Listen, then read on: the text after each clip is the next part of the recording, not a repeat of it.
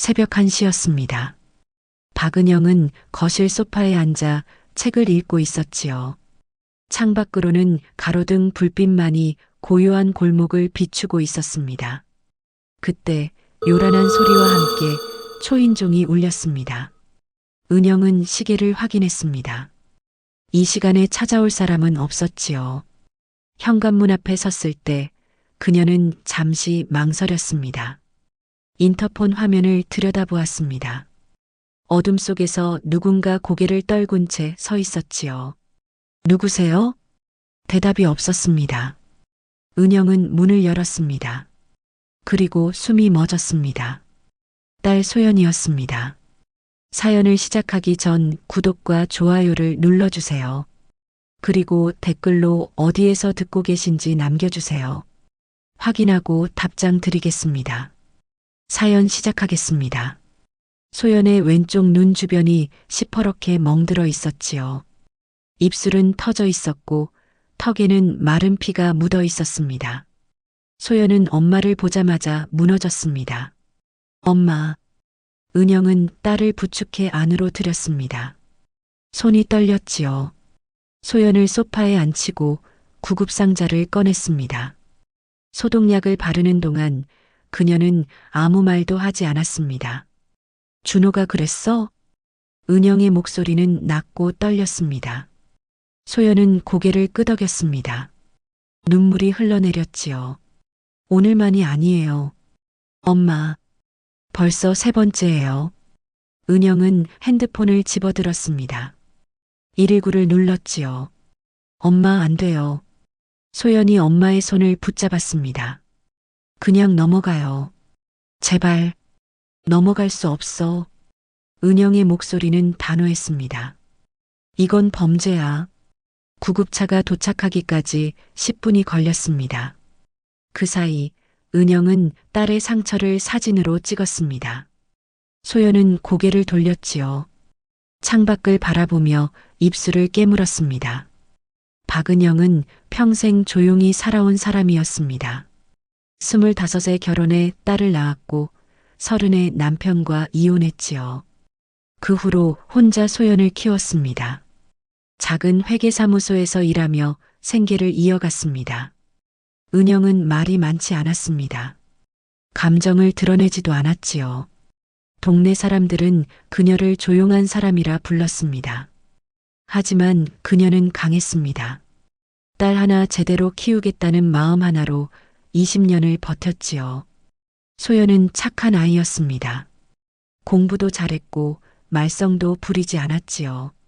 대학을 졸업하고 회계법인에 취직했습니다. 그리고 2년 전 이준호를 만났지요. 준호는 예의 바른 청년이었습니다. 은영 앞에서는 늘 공손했지요. 소연에게도 잘해주는 것처럼 보였습니다. 결혼식 날 은영은 안도했습니다. 딸이 이제 의지할 사람을 찾았다고 생각했지요. 하지만 결혼 후 소연의 전화는 뜸해졌습니다. 만나자는 말에도 핑계가 많았지요. 은영은 신혼이라 그런 거라 여겼습니다. 그러다 오늘 딸이 이렇게 찾아왔습니다. 병원 응급실은 밝았습니다. 의사는 소연의 상처를 진찰했지요. 엑스레이를 찍었고 진단서를 작성했습니다. 갈비뼈에 금이 갔어요. 얼굴 타박상도 심하고요. 의사는 은영에게 낮은 목소리로 말했습니다.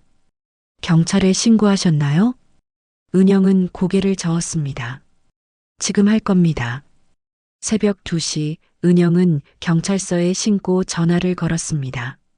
소연은 옆에서 고개를 숙이고 있었지요. 손은 떨리고 있었습니다. 괜찮을 거야.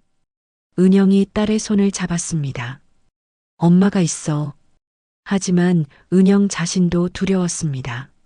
앞으로 무슨 일이 벌어질지, 딸이 이 고통을 견뎌낼 수 있을지 그녀는 알 수 없었지요. 창밖은 여전히 어두웠습니다. 병원 복도의 형광등만이 차갑게 빛나고 있었습니다. 은영은 딸의 손을 꼭 쥐었습니다. 긴 싸움이 시작될 것임을 그녀는 알고 있었지요. 그날 밤 모녀는 나란히 앉아 새벽을 기다렸습니다. 침묵 속에서 두 사람은 각자의 두려움과 마주하고 있었습니다.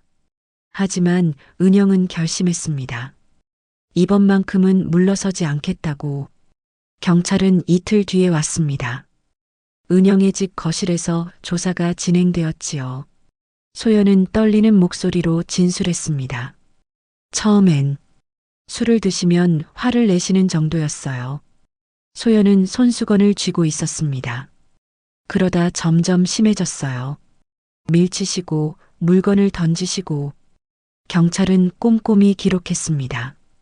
은영은 옆에서 딸의 손을 잡아주었지요. 조사가 끝나고 경찰은 보호 명령 신청을 권했습니다. 하지만 절차가 복잡했습니다. 증거를 더 모아야 했고 재판까지는 시간이 걸렸지요. 최소 2달은 걸립니다. 경찰의 말이었습니다. 은영은 고개를 끄덕였습니다. 2달이면 충분히 준비할 수 있을 거라 생각했지요. 사흘째 되는 날 오후 이준호가 찾아왔습니다.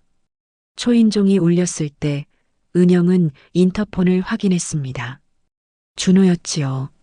정장 차림의 손에는 과일 바구니를 들고 있었습니다. 은영은 문을 열지 않았습니다. 장모님, 저예요. 잠깐만 얘기 좀 해요. 준호의 목소리는 공손했습니다. 돌아가세요. 은영의 대답은 짧았습니다. 제가 잘못했어요. 정말 미안해요. 소연이한테 사과하고 싶어요. 경찰에게 하세요. 은영은 인터폰을 껐습니다. 준호는 30분 동안 문 앞에 서 있었습니다. 그러다 결국 돌아갔지요. 소연은 방 안에서 그 모습을 커튼 틈으로 지켜보고 있었습니다. 얼굴은 창백했습니다. 엄마, 무섭네요. 소연이 나지막이 말했습니다. 괜찮아. 은영이 대답했습니다. 하지만 그녀도 불안했지요. 다음 날 은영은 회사 동료 정미선을 만났습니다. 미선은 10년 지기 친구였지요. 은영은 상황을 설명했습니다. 증거를 모아야 해. 진단서만으로는 부족할 수 있어. 미선은 법률 상담을 받아본 적이 있었습니다. 이혼 소송 때문이었지요. 병원 기록, 문자 메시지, 통화 녹음. 다 모아둬. 그리고 준호가 또 찾아오면 녹음해. 미선은 메모지에 적어주었습니다. 은영은 고개를 끄덕였습니다. 고마워. 당연한 거지. 소연이 괜찮아? 아직은. 많이 무서워해. 시간이 필요할 거야. 그런데 은영아. 미선이 잠시 망설이다 말했습니다. 주변 사람들한테는 얘기 안 하는 게 좋을 거야. 소문나면 소연이가 더 힘들어질 수 있어. 은영은 알고 있었습니다. 동네는 좁았지요. 소문은 빨리 퍼졌고 사람들의 시선은 때로 가해자보다 피해자에게 더 차갑게 향했습니다. 일주일이 지났습니다. 소연은 집 밖으로 나가지 않았습니다. 밤마다 악몽을 꾸었지요. 은영은 딸 옆에서 잠을 잤습니다. 엄마, 내가 잘못한 걸까요? 어느 날 밤 소연이 물었습니다. 아니야. 은영의 대답은 단호했습니다. 절대 내 잘못이 아니야. 근데 사람들이 뭐라고 할까봐 무서워요. 왜 참지 않았냐고, 왜 진작 떠나지 않았냐고. 은영은 딸을 안았습니다. 신경 쓰지 마. 중요한 건 내가 안전한 거야. 하지만 소연의 두려움은 근거가 없지 않았습니다. 2주째 은영은 증거를 모으기 시작했습니다.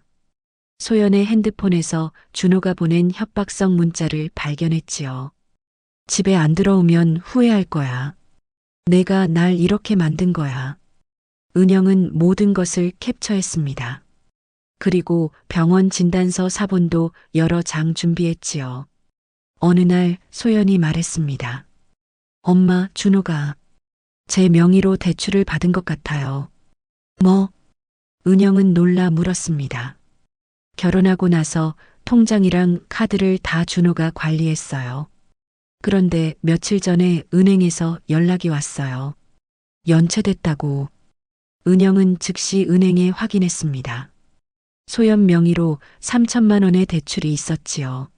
상환은 석 달째 밀려 있었습니다. 이건 사기야. 은영은 변호사를 찾아갔습니다. 변호사는 서류를 검토한 뒤 말했습니다. 보호 명령과 별개로 사기 혐의로도 고소할 수 있습니다. 하지만 입증이 쉽지는 않아요. 어떻게 해야 하나요? 거래 내역을 추적해야 합니다. 그 돈이 어디에 쓰였는지 확인하세요. 은영과 미선은 함께 움직였습니다. 은행 거래 내역을 뽑았고 준호의 소비 패턴을 조사했지요. 대출금은 대부분 준호의 개인 계좌로 이체되었습니다. 이 정도면 충분해. 미선이 말했습니다. 은영은 모든 자료를 정리해 경찰에 제출했습니다. 사기 혐의가 추가되었지요. 한 달이 지났습니다. 재판 날짜가 잡혔습니다. 보호명령 신문과 함께 사기 혐의도 다뤄질 예정이었지요. 소연은 여전히 불안해했습니다. 엄마, 제가 법정에 서야 하나요? 그래야 해. 내가 직접 말해야 해. 무서워요. 은영은 딸의 손을 잡았습니다. 나도 무서워. 하지만 안 하면 아무것도 안 변해. 소연은 고개를 끄덕였습니다. 눈물이 글썽였지요. 밤이 깊어갔습니다. 은영은 창밖을 바라보았습니다. 거리는 조용했습니다. 하지만 그녀의 마음속은 복잡했지요. 재판이 어떻게 될지, 소연이 견뎌낼 수 있을지 그녀는 알 수 없었습니다. 하지만 한 가지는 확실했습니다. 이제 돌아갈 수는 없었습니다. 그들은 침묵을 깼고 이제 진실을 마주해야 했습니다. 그것이 아무리 두렵더라도 말이지요. 재판 당일 하늘은 흐렸습니다. 은영과 소연은 일찍 집을 나섰지요. 법원까지는 버스로 40분 거리였습니다. 소연은 창밖만 바라보았습니다. 손은 무릎 위에서 떨리고 있었지요. 괜찮아? 은영이 물었습니다. 소연은 고개를 끄덕였습니다. 하지만 얼굴은 창백했지요. 법원 로비는 사람들로 붐볐습니다. 은영은 딸의 손을 잡았습니다. 그들은 3층 법정으로 올라갔지요. 법정 안은 조용했습니다. 판사석 앞에는 긴 책상이 놓여 있었고 양쪽에 의자가 배치되어 있었지요. 이준호는 이미 와 있었습니다. 변호사와 함께 앉아 있었지요. 준호는 은영과 소연을 보았습니다. 잠시 눈이 마주쳤지요. 소연은 고개를 돌렸습니다. 은영은 딸을 자리에 앉혔습니다. 정미선도 증인으로 출석했지요. 그녀는 은영에게 작게 고개를 끄덕여 보였습니다. 오전 10시 판사가 입장했습니다. 김정우 판사였지요. 50대 중반의 차분한 인상이었습니다. 사건 번호 2025-1247 보호명령 및 사기 혐의 신문을 시작하겠습니다. 판사의 목소리는 낮고 명확했습니다. 먼저 소연이 증인석에 섰습니다. 선서를 하고 자리에 앉았지요.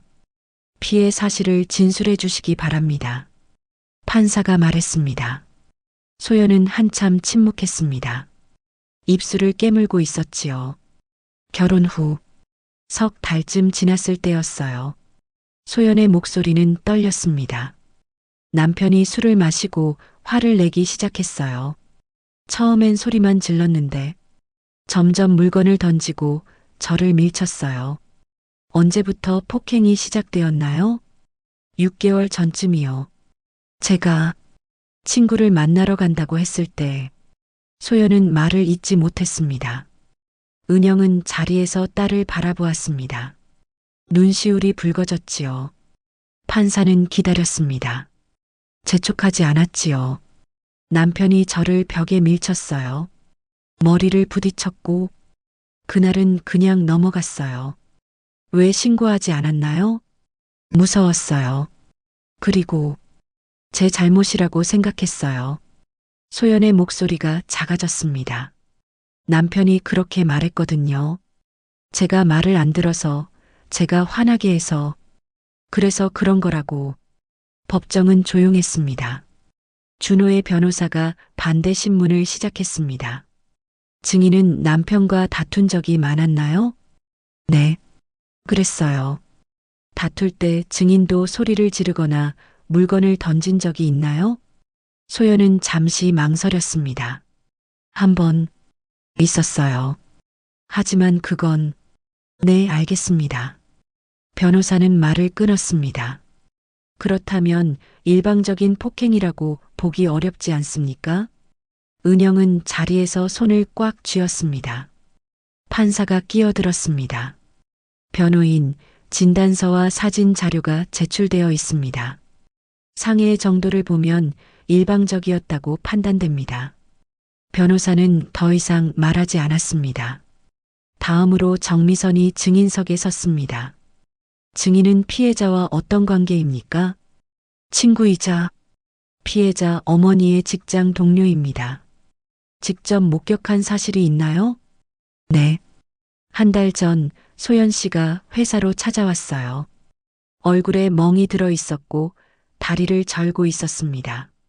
미선은 또박또박 말했습니다. 제가 물어보니 계단에서 넘어졌다고 했어요. 하지만 거짓말인 걸 알 수 있었습니다. 어떻게 알았습니까? 눈빛이요. 소연 씨는 무서워하고 있었어요. 법정은 다시 조용해졌습니다. 마지막으로 이준호가 증인석에 섰습니다. 피고인은 폭행 사실을 인정합니까? 판사가 물었습니다. 준호는 고개를 저었습니다. 아닙니다. 저는 한 번도 아내를 때린 적이 없습니다. 그렇다면 진단서의 상해는 어떻게 설명하시겠습니까? 제가 말리는 과정에서 실수로 밀친 적은 있습니다. 하지만 의도적으로 때린 건 아닙니다. 은영은 준호를 똑바로 쳐다보았습니다. 그는 눈을 피했지요. 그렇다면 대출권은 어떻습니까? 피해자 명의로 3천만 원을 대출받았는데 동의를 받았습니까? 네, 받았습니다. 사업 자금이 필요했고 아내도 동의했습니다. 증거가 있습니까? 준호는 대답하지 못했습니다. 판사는 서류를 검토했습니다. 거래 내역을 보면 대출금은 피고인의 개인 계좌로 전액 이체되었습니다. 그리고 피해자는 해당 대출에 대해 전혀 알지 못했다고 진술했습니다. 준호는 침묵했습니다. 신문이 끝나고 판사는 판결을 읽었습니다. 본 재판부는 다음과 같이 판단합니다. 법정은 숨소리조차 들리지 않았습니다. 피고인 이준호는 피해자에게 지속적으로 폭행을 가했으며 이는 명백한 가정폭력에 해당합니다. 또한 피해자 명의로 무단 대출을 받은 행위는 사기에 해당합니다. 판사는 잠시 멈췄습니다.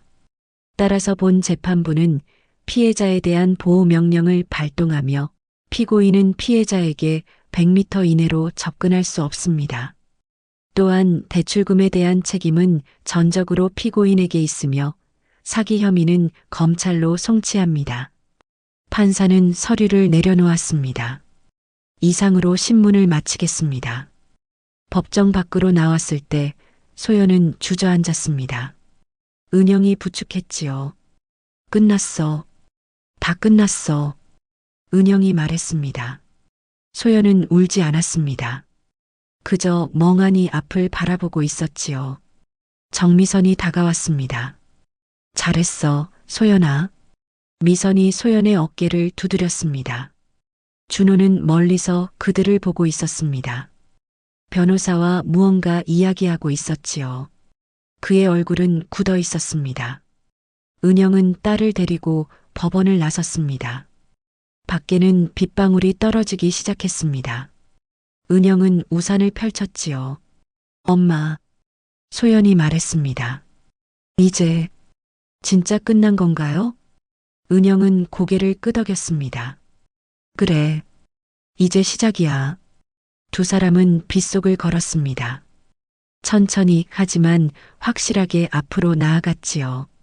재판이 끝나고 2주가 지났습니다. 이준호는 구속되었지요. 지역 신문에 작은 기사가 실렸습니다. 은영은 그 기사를 보고 신문을 접었습니다. 더 이상 그에 대해 생각하고 싶지 않았지요. 소연은 여전히 집에 있었습니다. 밖으로 나가지 않았지요. 하지만 예전과는 달랐습니다. 악몽이 줄어들었고 식사도 조금씩 하기 시작했습니다. 오늘은 뭐 먹고 싶어? 은영이 아침마다 물었습니다. 아무거나요. 소연은 늘 같은 대답을 했습니다. 하지만 은영은 포기하지 않았습니다. 딸이 좋아하던 음식을 만들었지요. 된장찌개, 김치볶음밥, 계란말이. 소연은 조금씩 먹었습니다. 3주째 은영은 소연에게 제안했습니다. 상담 받아보는 게 어떨까? 소연은 고개를 저었습니다. 괜찮아요. 괜찮지 않아. 나도 알아.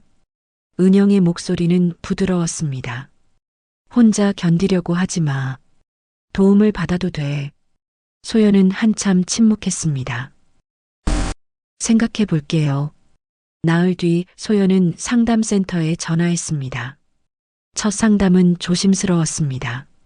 상담사는 40대 여성이었지요. 차분하고 따뜻한 목소리를 가진 사람이었습니다. 편하게 말씀하세요. 천천히요. 상담사가 말했습니다. 소연은 처음엔 말을 잇지 못했습니다. 하지만 조금씩 입을 열기 시작했지요. 제가 바보 같았어요. 왜 진작 떠나지 않았을까? 그건 당신 잘못이 아니에요. 상담사는 단호하게 말했습니다. 두려움은 당연한 거예요. 누구라도 그랬을 거예요. 소연은 눈물을 흘렸습니다. 오랜만에 누군가에게 이해받는 기분이었지요. 상담은 일주일에 2번씩 계속되었습니다. 한 달이 지났습니다. 소연은 조금씩 변하기 시작했습니다. 어느 날 소연은 거실로 나왔습니다. 은영이 TV를 보고 있었지요. 엄마, 나 산책 좀 하고 올게요. 은영은 놀라 딸을 쳐다보았습니다. 혼자? 네. 괜찮아요.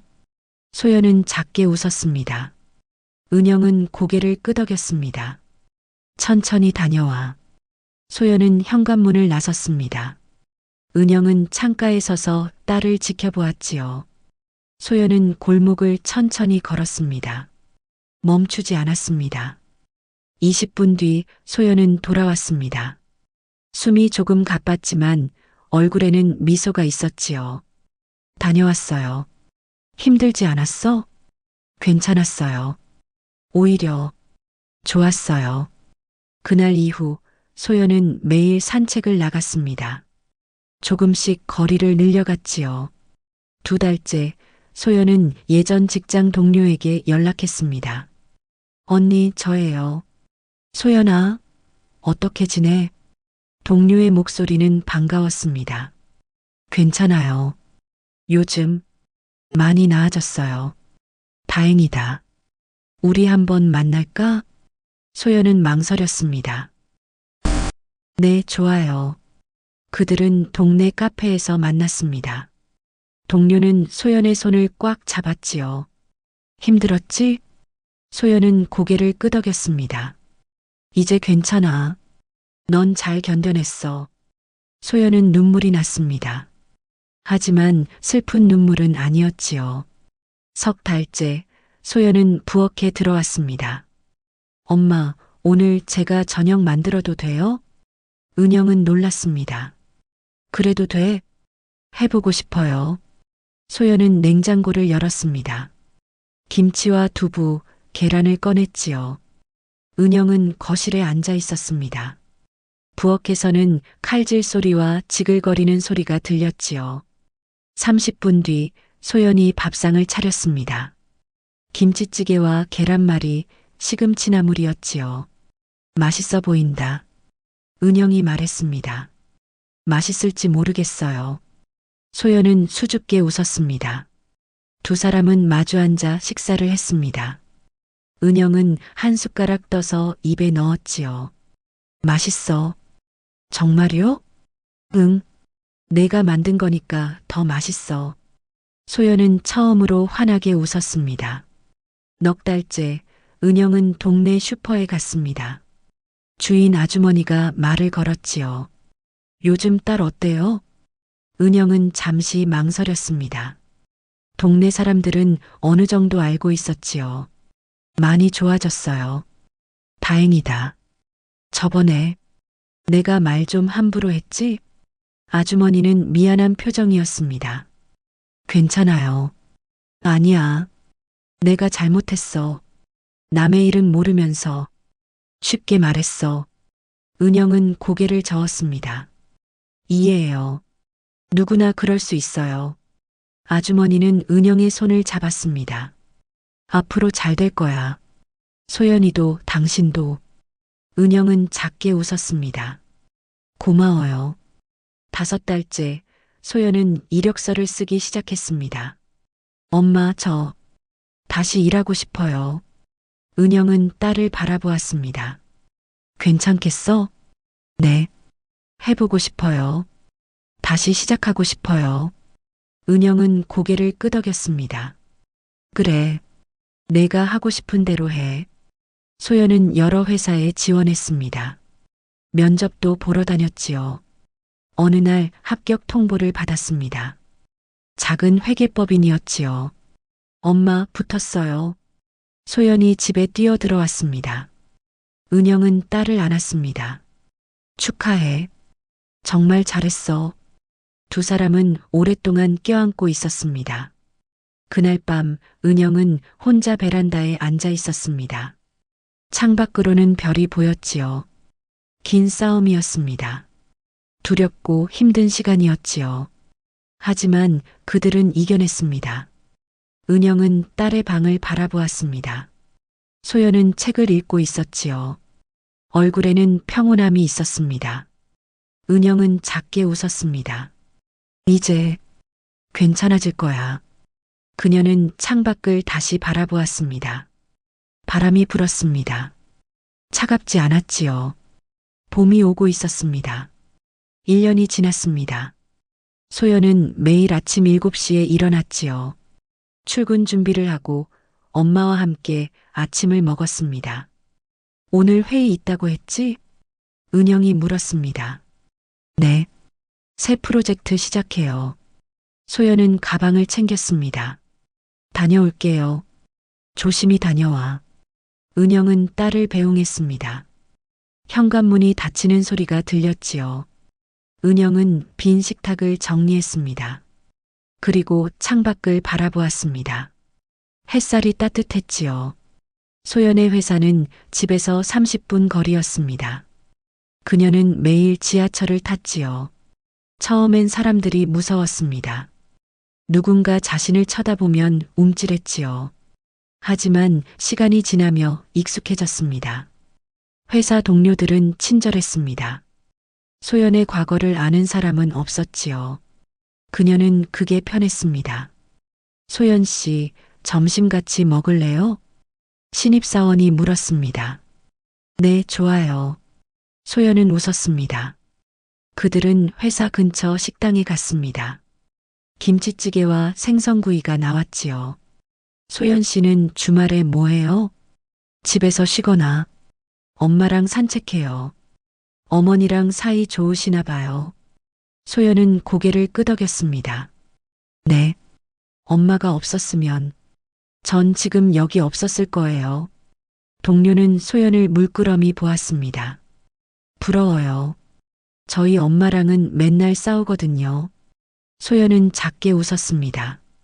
저도 예전엔 그랬어요. 이제는 소중한 걸 알아요. 저녁, 소연은 집에 돌아왔습니다. 은영은 저녁을 준비하고 있었지요. 오늘 회의 어땠어? 잘 됐어요. 팀장님이 칭찬해 주셨어요. 다행이다. 은영이 웃었습니다. 두 사람은 식탁에 마주 앉았습니다. 된장찌개와 불고기, 시금치나물이 차려졌지요. 엄마, 이번 주말에 어디 갈까요? 소연이 물었습니다. 어디 가고 싶은 데 있어? 바다요. 엄마랑 한 번도 바다 안 가봤잖아요. 은영은 잠시 생각했습니다. 그래, 가자. 날씨도 좋을 거야. 소연은 환하게 웃었습니다. 주말 두 사람은 동해로 향했습니다. 버스로 3시간 거리였지요. 바다는 넓었습니다. 파도 소리가 크게 들렸지요. 은영과 소연은 백사장을 걸었습니다. 엄마, 여기 공기 좋다. 소연이 말했습니다. 그러게. 은영도 깊게 숨을 들이마셨습니다. 두 사람은 모래사장에 앉았습니다. 파도가 밀려왔다 물러갔지요. 엄마, 소연이 조용히 말했습니다. 응? 고마워요. 그때 포기하지 않아줘서. 은영은 딸을 바라보았습니다. 당연한 거야. 아니에요. 엄마 아니었으면 전 아직도 그 집에 있었을 거예요. 소연의 목소리가 떨렸습니다. 은영은 딸의 손을 잡았습니다. 이제 다 지났어. 넌 잘 견뎠어. 엄마도요. 엄마도 많이 힘들었잖아요. 은영은 고개를 저었습니다. 난 괜찮아. 내가 웃으면 그걸로 충분해. 소연은 엄마를 안았습니다. 두 사람은 한참을 그렇게 있었지요. 돌아오는 길 버스 안에서 소연은 잠들었습니다. 은영은 딸의 머리를 자신의 어깨에 기대게 했지요. 창밖으로 해가 지고 있었습니다. 하늘은 주황빛이었지요. 은영은 지난 1년을 떠올렸습니다. 그날 밤 멍투성이로 찾아온 딸. 떨리는 손으로 전화를 걸던 순간. 법정에서 판결을 듣던 날. 그리고 딸이 조금씩 회복해가던 매 순간들. 쉽지 않았습니다. 두렵고 외로웠지요. 하지만 그들은 해냈습니다. 은영은 작게 웃었습니다. 집에 도착했을 때는 밤이었습니다. 소연은 피곤한 듯 바로 방으로 들어갔지요. 은영은 베란다에 나갔습니다. 밤 공기는 선선했지요. 그녀는 하늘을 올려다보았습니다. 별이 총총했습니다. 잘했어. 은영은 혼잣말을 했습니다. 정말 잘했어. 그녀는 누구에게 하는 말인지 알 수 없었습니다. 딸에게, 자신에게, 아니면 그 모든 순간들에게. 은영은 눈을 감았습니다. 마음속 깊은 곳에서 무언가 풀렸습니다. 오랫동안 짊어지고 있던 무게였지요. 이제 괜찮았습니다. 다음 날 아침 은영은 일찍 일어났습니다. 커피를 내리고 창문을 열었지요. 해가 떠오르고 있었습니다. 따뜻한 햇살이 거실을 채웠습니다. 소연이 방에서 나왔습니다. 엄마, 벌써 일어났어요? 응. 날씨가 좋네. 소연도 창밖을 바라보았습니다. 정말요. 오늘 산책 갈까요? 그래. 아침 먹고 가자. 두 사람은 식탁에 앉았습니다. 토스트와 계란, 과일이 차려졌지요. 엄마, 저 다음 달에 월급 타면 엄마한테 용돈 드릴게요. 은영은 고개를 저었습니다. 괜찮아. 넌 내 돈 모아. 아니에요. 엄마가 나한테 얼마나 많이 써줬는데요. 그건 당연한 거야. 전 당연한 게 아니라고 생각해요. 엄마가 해준 거, 전 평생 잊지 않을 거예요. 은영은 딸을 바라보았습니다. 소연의 눈빛은 맑았지요. 고맙다. 은영이 말했습니다. 엄마가 더 고마워요. 두 사람은 웃었습니다. 산책길, 은영과 소연은 동네 공원을 걸었습니다. 아이들이 뛰어놀고 있었지요. 노인들은 벤치에 앉아 이야기를 나누고 있었습니다. 엄마, 저기 벚꽃 피었네요. 소연이 가리켰습니다. 그러게, 봄이 왔네. 두 사람은 벚나무 아래 섰습니다. 꽃잎이 바람에 날렸지요. 소연은 손을 뻗어 꽃잎을 잡았습니다. 그리고 엄마에게 건넸지요. 엄마 주는 거예요. 은영은 꽃잎을 받았습니다. 예쁘다. 엄마가 더 예뻐요. 소연이 웃었습니다. 은영도 따라 웃었습니다. 그날 오후 은영은 혼자 베란다에 앉았습니다. 소연은 방에서 책을 읽고 있었지요. 은영은 커피를 마시며 창밖을 바라보았습니다. 1년 전 그날 밤이 떠올랐습니다. 멍든 딸의 얼굴, 떨리던 자신의 손, 그 모든 두려움과 분노. 하지만 이제는 달랐습니다. 딸은 회복했고 자신도 마음의 짐을 내려놓았지요. 정의는 늦게 왔지만 결국 왔습니다. 그리고 그들은 다시 살아갈 힘을 얻었지요. 은영은 미소 지었습니다. 햇살이 따뜻했습니다. 새로운 하루가 시작되고 있었지요. 그녀는 알았습니다. 이제 모든 것이 괜찮을 거라는 것을, 그리고 그들에게는 앞으로 나아갈 길이 있다는 것을. 은영은 눈을 감았습니다. 따뜻한 바람이 불었지요. 밤은 지났고 햇살이 다시 떴습니다. 사연 재밌게 잘 들으셨나요? 끝까지 들으신 분이 있다면 댓글로 생각을 남겨주세요. 구독과 좋아요는 다음 글을 이어가는데 큰 힘이 됩니다. 지금까지 시간의 낙엽이었습니다. 감사합니다.